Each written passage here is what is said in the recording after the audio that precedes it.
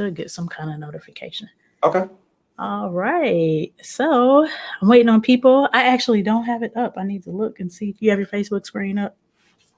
Nah, not on this. This is full Okay. disclosure. I'm on my work laptop. All good. All good. Yep. Nobody's looking right now. It shows me there's 0 viewers. So Okay, good. Yeah. we'll start in a second. They don't care.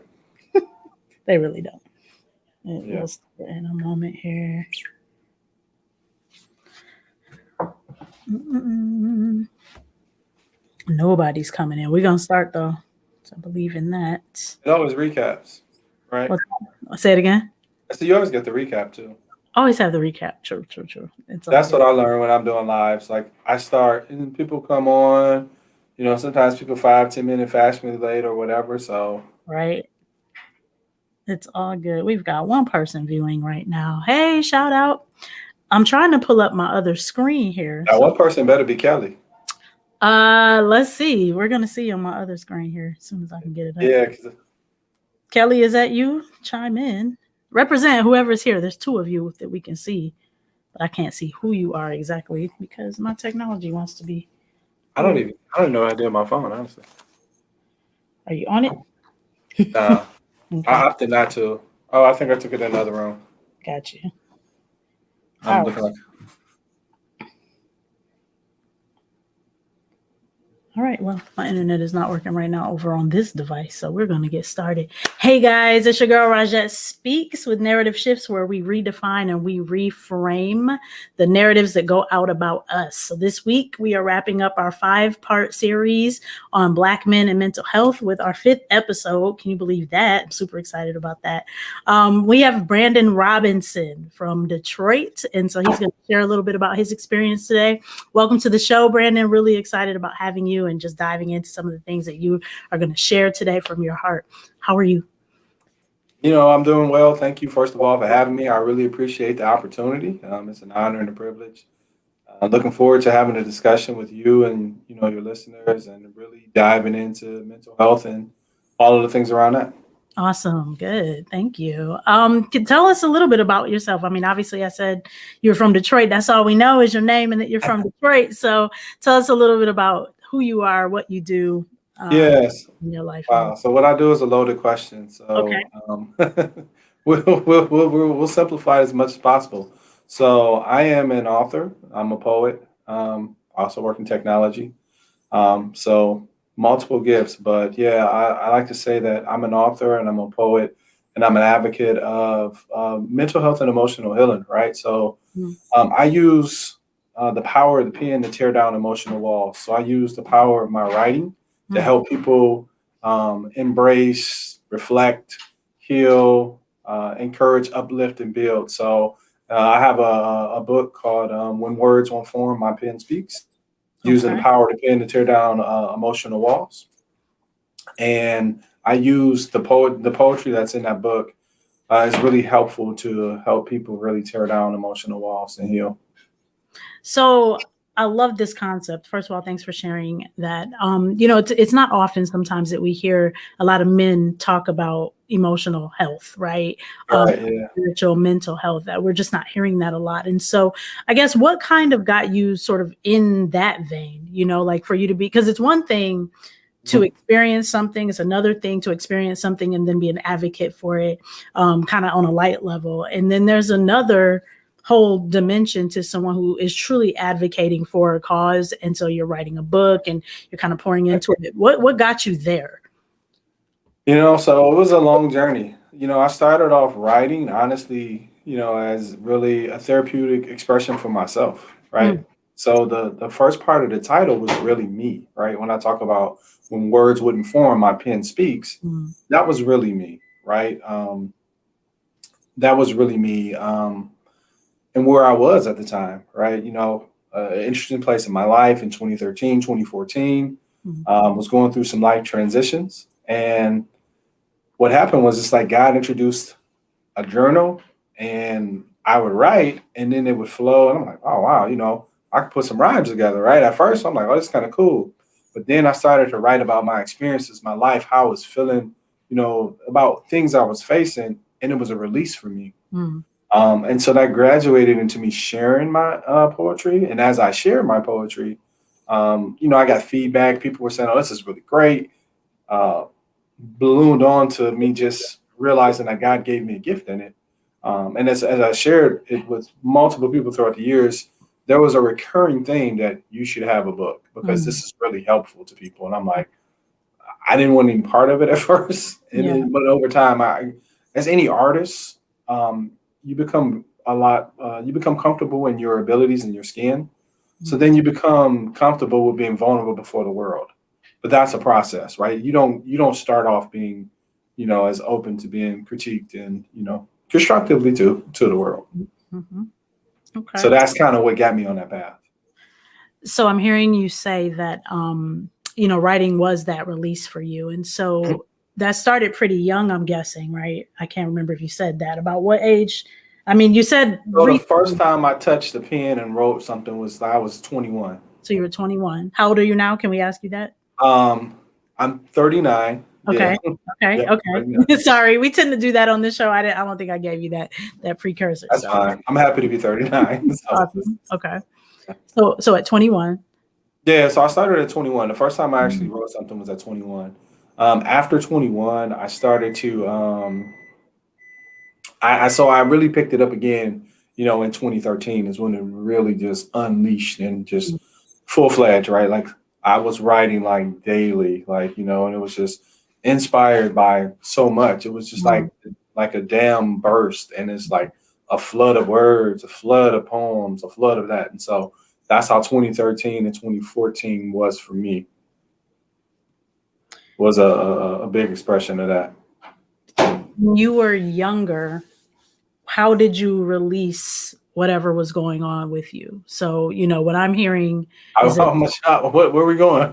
When you no, say no, no. younger, what age we talking about here? So my bad. So obviously at 21, you're writing, and that's Right, the release that you're like, okay, I got to get this out, and it's right. therapeutic, and it wasn't necessarily a therapist, but a type of Yeah, yeah. therapist. And so this is why I wanted to bring you in here to kind of bring that dynamic because we've talked about some hindrances on the show in terms of, maybe financial or some people don't have the time or, whatever it is. And sometimes they just can't get into see a therapist, or maybe they still don't want to. Maybe there's still quite the stigma within.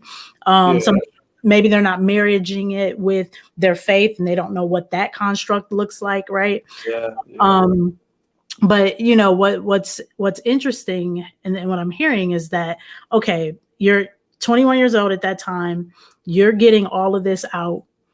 So I want to know when you were younger and maybe there was opposition or there was some trauma or there was just everyday life is hitting you. How are you what type of outlets did you have when you were young?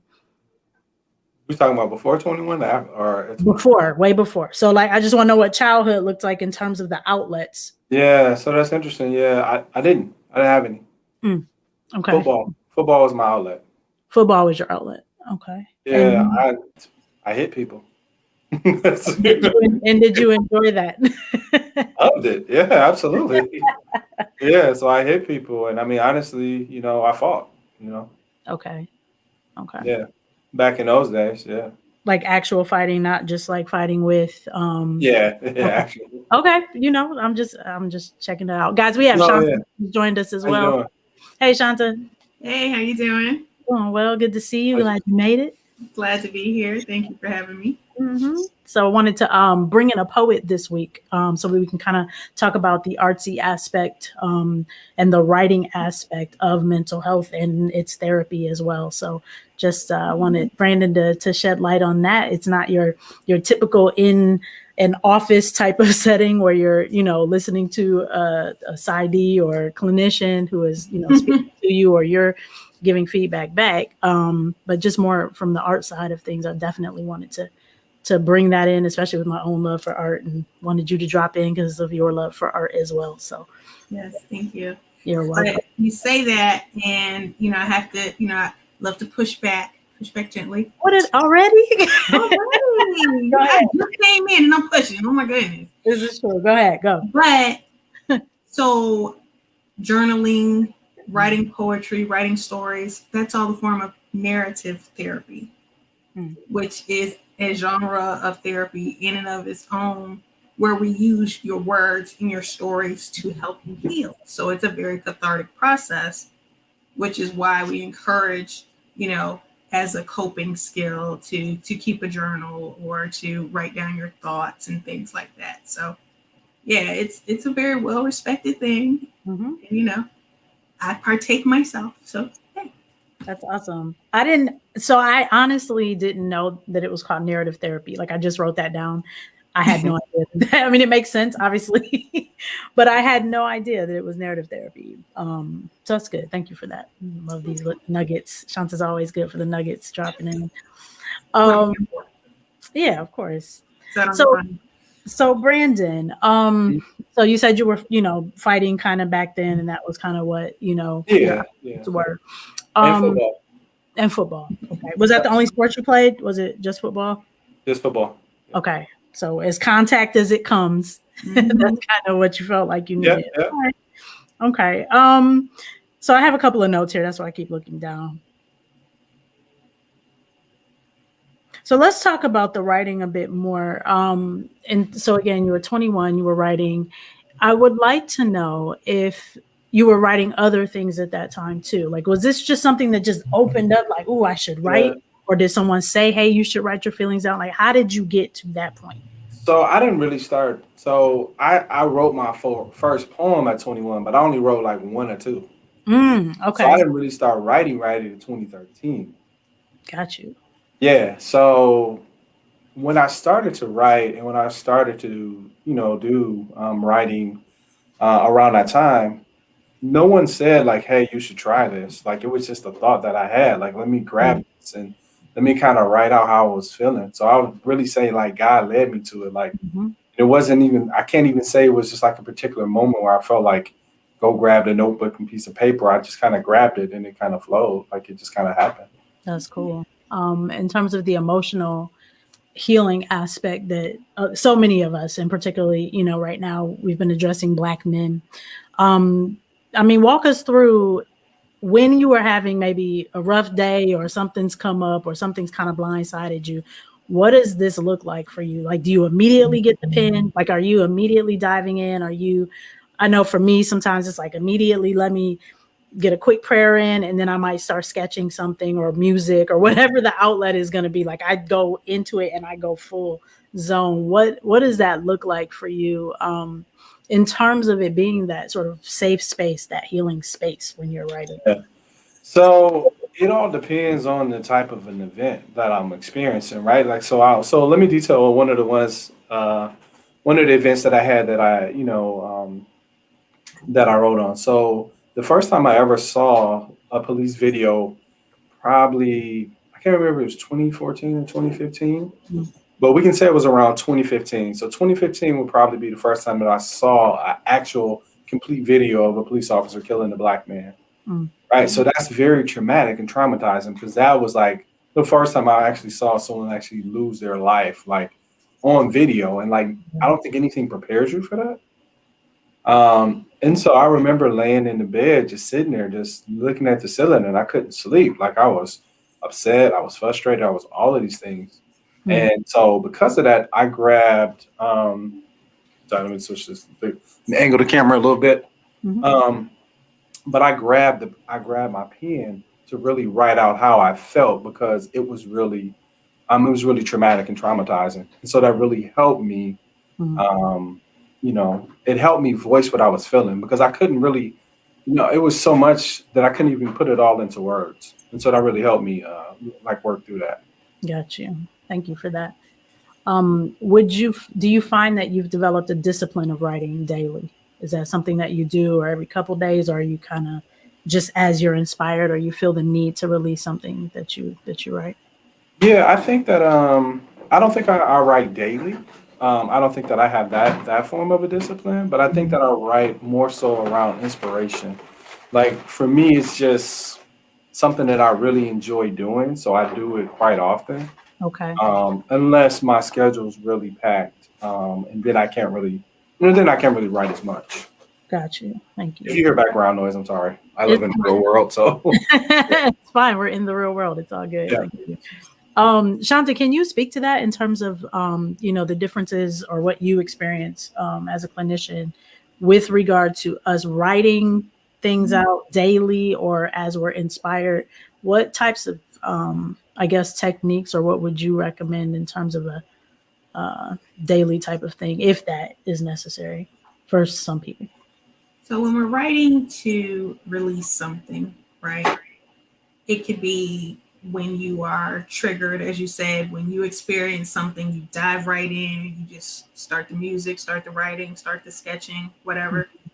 As Brandon pointed out, we're not necessarily always able to capture those feelings in that moment. So I do encourage, people to keep a notebook nearby. I keep a voice recorder because I might be driving, but it's voice activated. I can start speaking into it. It'll capture those thoughts. Because sometimes you'll have those feelings and they're gone, but something is in you and it's like, what is this? And it was that thing that was trying to come out. So we don't want to just keep it bottled in. We want to try and make sure that we are able to process it as soon as possible. So keeping the notebook, keeping the recorder, those types of things. You can use the recorder on your phone if you'd like. It's not necessarily a disciplined exercise. It is an exercise of release. So when the trigger is pulled, that emotion bubbles up, get it out. Because tamping it back down is what was causing part of the issue in the first place. So let it out as soon as you can. I love that. I wrote a couple of things down here. And so one of the things was that we need to process as soon as possible. Can you talk about that for a moment? I believe and know that there are plenty of people who go through something, or we go through something compounded because we're used to. So we just talk even culturally, the things that stack on us from day to day, right? We deal with these things. And sometimes we just have developed the practice of, let me just keep it pushing. Let me just push through this. I'm good. I can deal with it later. Can we talk about what the process looks like? When you say process as soon as possible, what does that look like in a practical sense? See, that's the thing. In a practical sense, as soon as possible varies from person to person. So I may be the person who is like, oh my God, I just saw this. I need to talk about it right now. Or I could be the person that's like, I need a minute. As soon as possible for you. That's not holding it in. That's processing in your own time. That's meeting someone where they are. So instead of pushing someone to say, I know you just experienced this thing, let's talk about it. Say, hey, I know this thing just happened. When you're ready, I'm here to listen. That's good. So pushing our own time frames on others, or, even as a parent, right? I'm a parent, I have children, and they have lives. They don't process the things the same way that I do. So what I say is, help is available when you are ready for it, if you feel like you need it. So that is good. And what I'm hearing is it's coming from sort of the role of friend or therapist or someone who is aiding someone else or who can be that person. How do we develop the self-awareness of not suppressing things or pushing things down or just pushing through something as a practical step, just for our listeners who might not have certain abilities to get, to therapy and get this kind of advice right here? So we've talked about working out as it relates to therapy. And this is yet another muscle that needs to be built.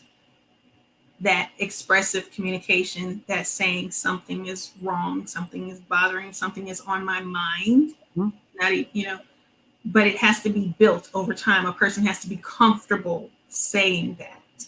Gotcha. So that comes with practice, because everyone didn't grow up in a place where it was okay to say, I'm hurting, I feel this. So you have to develop that over time. And having trusted relationships. So self-care. So Mhm. part of self-care is, prioritizing yourself and your feelings, getting to know yourself. So you have to know yourself first. Developing that emotional vocabulary to say, I'm angry, I'm frustrated, I'm scared, Mhm. whatever it is. Or I'm happy, I'm overjoyed, I'm overwhelmed, I'm excited. The vocabulary is necessary. So it all goes back to that foundation of communication. Okay. Good stuff. So endeavoring to create spaces where we are giving children or young people the words, the vocabulary, so that they are able to express themselves Mhm. in a way that they feel safe, that will help to build that muscle. Okay. Thank you for that. Looks like Brandon, I had to switch spots. Sorry. he had a superhero ministry just rolling out from one spot and showing up. Yeah, I had to switch spots. I'm sorry. It's all good. My battery died. Oh, got you. Okay, no worries. So thank you, Shanta, for that. She was giving us some insight in terms Yeah, of. I was able to hear. I just Okay. was. I just had to turn it off really quick. So if people saw a quick disappearing act, charge your laptop up. Gotcha. And we're back. It's all good. Yep. So, okay, Brandon, tell us a little bit more about just what you've put together in terms of the book that you've written, what inspired more of maybe some of the pieces in the book. And if you want to share a couple, that would be great. Oh, man. You gonna put me on the spot, huh? Of course. Yeah, so the book, like I said, the book that I've written is called When Words Won't Form, My Pen Speaks, Using the Power of the Pen to Tear Down Emotional Walls. So the whole theme of the book is really it's wordswon'tform.com. You can actually see it too. You can see the pre-order aspect of it. Book should be out in a few weeks. But the whole aspect of, or the theme of the book is around emotional healing, right? So the goal of the book is to help people tear down walls, right? Because usually when we go through things that are difficult in life, we put up walls. So we have to deconstruct those walls in order to heal the things that are behind those walls. And after we heal, then we can embrace the amazing person that God made us to be, right? So that's really the construct of the book, right? So if you think about the pieces that are in there, you've got trust issues, right? So then we got walls of mistrust down, right? Insecurity walls, you got fear walls. You have all these different you got racial type of walls. You've got all these different type of walls that you have available, not available, but that you have up and that need to be torn down, right? And so that's really the goal of the book is to tear down these particular walls in order for people to heal. And the poetry around that is around helping people do some reflective thinking, right? Some introspective, reflective thinking, stuff that I've done too. It helps you with that. Does it read like a journal? I'm just trying to get my mind wrapped around it. I know I've pre-ordered. I'm excited to get my book. Yeah, so it reads it. There's a flow to it. So the first thing is how I see myself, right? Wall. That's the most important wall is how I see me, right?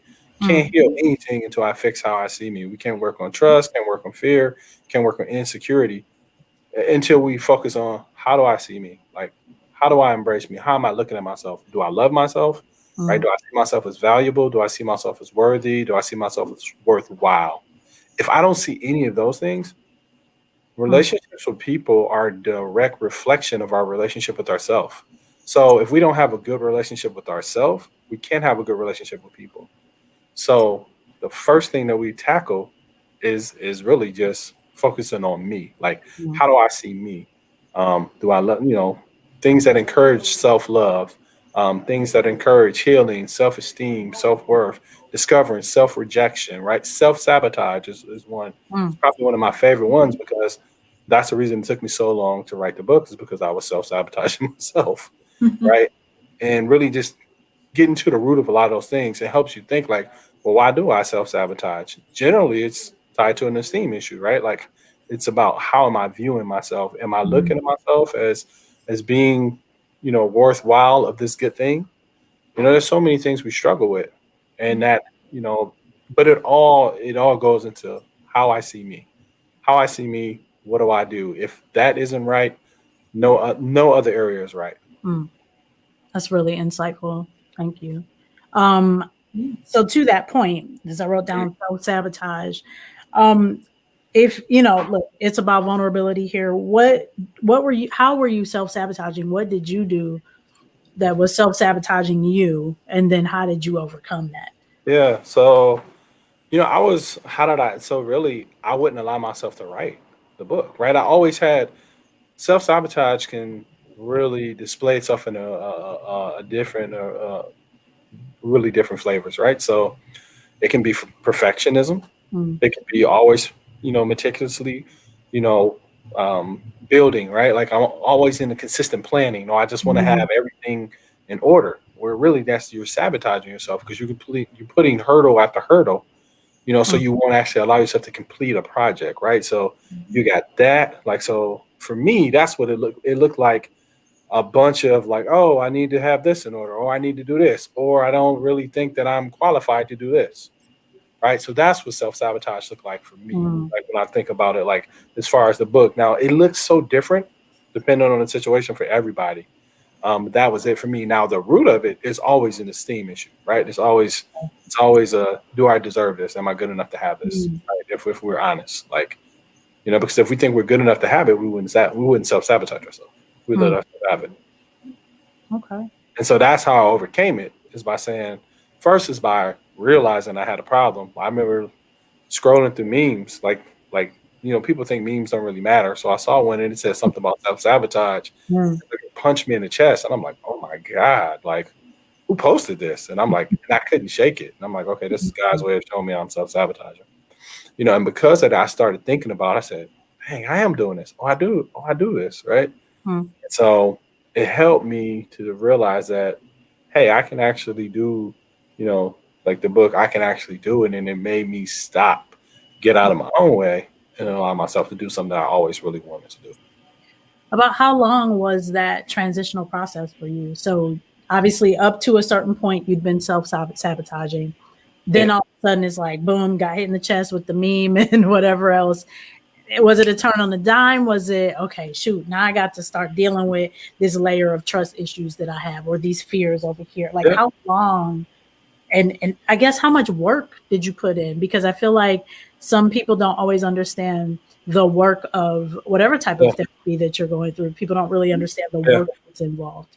Well, I would say that you uncover, when you're doing self reflection and self discovery, right? It's no Mm, different than therapy, but you uncover things. So as you learn something new about yourself, it uncovers even more, mm, right? Like you uncover more of like patterns because you're really working on getting to the root of a pattern. mhm, So in that, you're going to uncover patterns, habits, mm. things like that. So I mean, could have been a few days Okay. of because I'm like very intense, so I think about it like all the time. Mm, So I'm thinking like, oh, how do I do this? And so I started to apply it. Like, okay, I'm gonna stop, and it's like starting to apply things. Like, okay, I don't want to sabotage myself, so let me do this, or I want to, you know, not finishing. Right, is a big another thing. Right, like you start projects you don't mm, finish, self sabotage, and so that was pretty big for me. So I'm like, okay, I gotta finish stuff. Right. So I would say about a week or so. And, okay. in that week, a lot of those things changed. And then it was more so starting to implement this as a practice to my life, which takes a Mm, little longer, right? Like there's no mm. pressure there. You just apply it, as the situation comes up and you learn and grow in it, really. Thank you for that. Shanta, is there anything you can add to that or that you'd like to add to that? So everyone's self-reflection, it varies. It takes time. But it sounds like Brandon experienced what we call radical acceptance. Mm, mm, So he mm, got to that point after he recognized that punch in the chest that he had been self-sabotaging.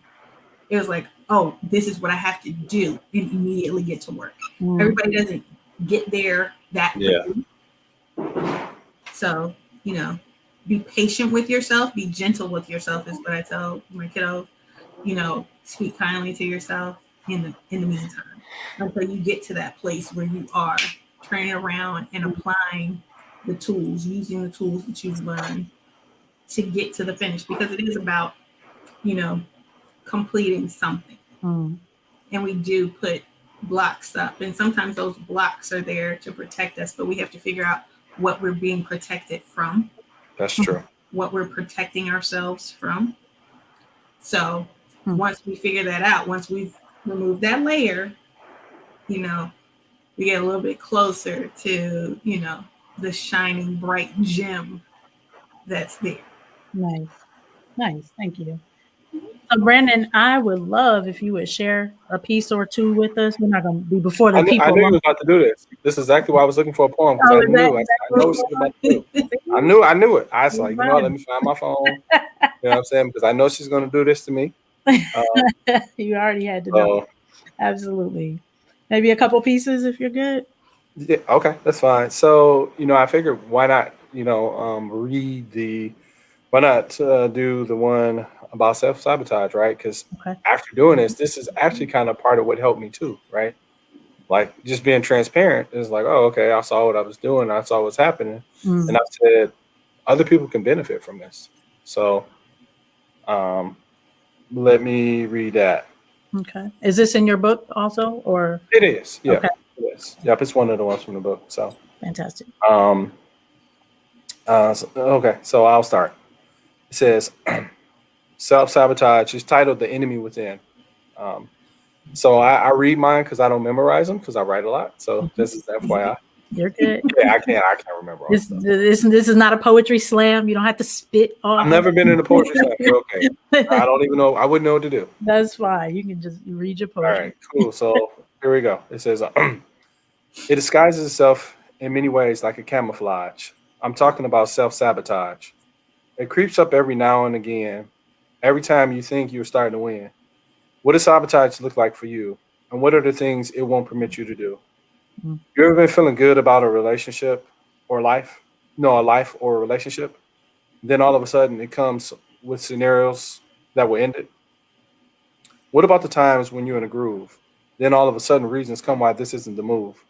Or other times when you are thinking of venturing out to start something that you had in your heart, but it will give you reasons why you aren't qualified to start. Behind procrastination and fear is really self-sabotage leading the way, causing you to not manifest the true greatness in you every day. So if you keep hearing reasons why you shouldn't do something great, realize that self-sabotage doing its work so you will hesitate. So know that beneath the sabotage is low self-esteem, telling you that you're not worthy of your dream. But that's the furthest thing from what's true. God placed something amazing inside of you, something so wonderful it can't be defined by what you do. Its uniqueness is tailor-made and crafted to you. So the next time reasons come for why you shouldn't do an ideal in your heart, remind yourself you are worthy and start. Yeah, so that's self-sabotage. Beautiful. That was really, really good. Yeah.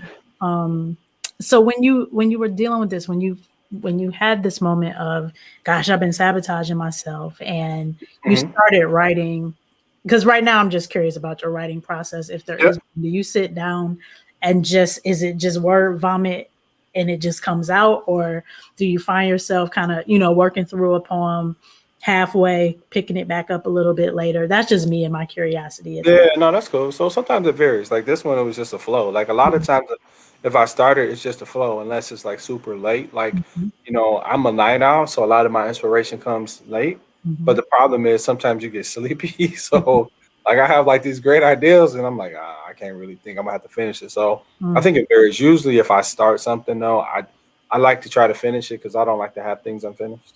So. Yep. Nice. Very cool. You got another one you can share with us? I would love two more actually. Two more? Yeah, that would be great. That was great. All right. So this one is called Loving Yourself. And these are all you can see these all on my website too.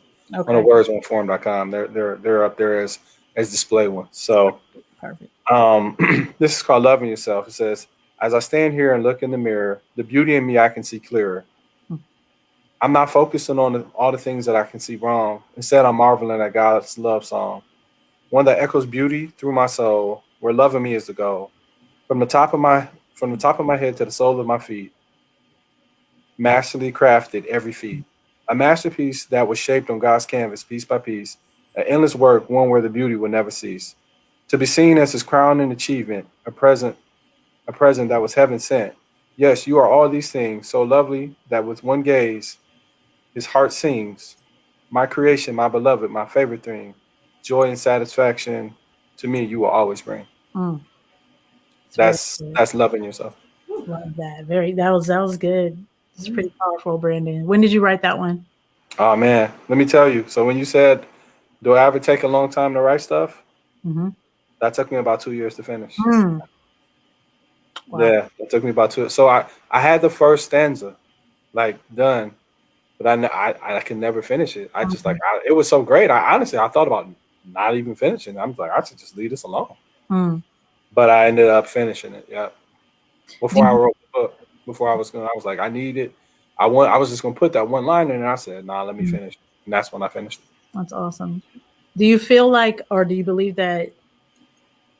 Obviously, I believe that timing is all, within God's plan. Like we don't know how timing, works. We just follow the construct of it, but he's eternal. And so with what you actually wrote, and you said it took you 2 years, do you believe it was at sort of that end point when you actually felt the culmination of, okay, I can finally love myself. I love myself enough right now. And then the rest of it came? Or was it sort of you writing on your way there? I would say the beginning of the poem was the start of the journey, and I just never felt like that same inspiration to finish. Sorry, but I never felt that same inspiration to finish it. And then I felt when I read the book, I said, honestly, I said I gotta finish this because I didn't. I'm like, man, I was waiting for that same feeling and inspiration. I didn't have it when I was finishing it. I just thought that this is, but the mentality that I was in was really inspirational when I wrote that first thing. That's why I was like, man, I don't know if I can ever capture that moment again. Sure. Okay. Thank you. So All right. You have one more for us? I do. Yeah. Right. Go ahead. So I'm reading you the 3 that I actually give away to people, right? Perfect. This one is choices. Okay, here we go. Okay. The back and forth thoughts that race in my head, constantly worrying about what others have said. Do I fulfill the dreams in my heart, or do I play small, fit into the world, and play my part? No one has dreams that don't seem small. Often we place them to the side when reality gives us a call. But I ask you, why can't you have more? And who said the ceiling was your floor? Why can't you do great things and have the satisfaction that greatness brings? Who said that you were in a net? And who said those thoughts you have to stay a concept? Let your gift rise to the top. And if people criticize you, don't stop. I want you to see that you are destined with the gift to change the earth. Satan has just been fighting you so you wouldn't realize your worth. He didn't want you to see how important that you are and how your gift can bless this world by far. Here's a master of getting you to discount the things that are inside of you and cause you to think that there's nothing special about the things that you do. I'm here to tell you there's nothing more than a lie. He's nothing more than a liar. And each time that you step out, your gift lifts you higher. Don't let him whisper to you all your failures and flaws. Refuse to give in to those powerless claws. There's liberty and freedom in being yourself. Let go of opinions of others. That's bad for your health. When you feel like you can't go on anymore, look into the storm and say, I have more in store. Defeat can't stop greatness from flowing through your veins. And its effects only brings temporary pains. After all this has been done, you will lift your hands in victory because you will have won. That's very Best choices. Love that. Love it. So I guess the 3 poems I've heard, I think definitely 2 of them, you're writing, and it sounds like you're taking the position of writing to someone. Is that on purpose? Are you speaking to yourself as you were writing these, or is this for others? Nah, it's for me and everybody. It's for all of us. Yep. Okay. Yep. I know sometimes I've met some writers who kind of write their poetry as affirmations, like specifically, where they're looking in the mirror and they're telling themselves. No, I don't do that. I do have personal stuff when I'm writing about myself, but those are just like I wouldn't share to everybody, because that'd be too personal. Yeah. Okay, got you. All right. Well, good. Well, thank you for coming, Brandon Robinson. And so we are going to definitely be hyping your book up. Do we have a release date? Do you know when it's actually going to drop? So the date is really once I get this last update, it's out basically. Okay. So it's that close. We're like is close. That is awesome. Like I'm waiting on one email and then I'm sending it to the printer close. That's how close I am. Very cool. Okay. All right. Well, we will be checking it out. When Words Won't Form, My Pen Speaks by Brandon Robinson. Guys, check the website. It's been scrolling across the bottom for some time. So definitely get your pre-order. Yeah, it's been there. Get your pre-order, guys. Get your game on so that you can have some good just poetry and something to inspire you. Brandon's a great brother, and it's just been really good having some conversations with you. Appreciate you joining us on the show. Shanta, I'm going to give you a little plug again in a moment here. You can kind of talk up the journal if you want. Every episode, might as well. But Brandon, thank you. If there's anything you want to share as a last minute piece of encouragement to anybody that may be listening, what could you offer up?